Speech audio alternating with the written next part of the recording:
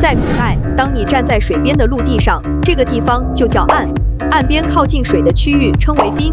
如果这片区域是由沙石淤积形成的，就叫做滩。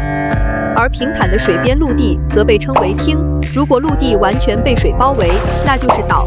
比如我国的台湾岛，面积较小的岛叫做屿，由泥沙淤积形成的小岛称为洲。那些时而露出水面，时而被水淹没的小岛则叫做渚。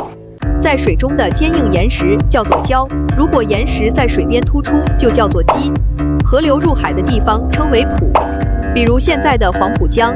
这些丰富的词汇不仅反映了古代人对自然环境的细致观察，也展现了古人认识和描述自然世界的智慧。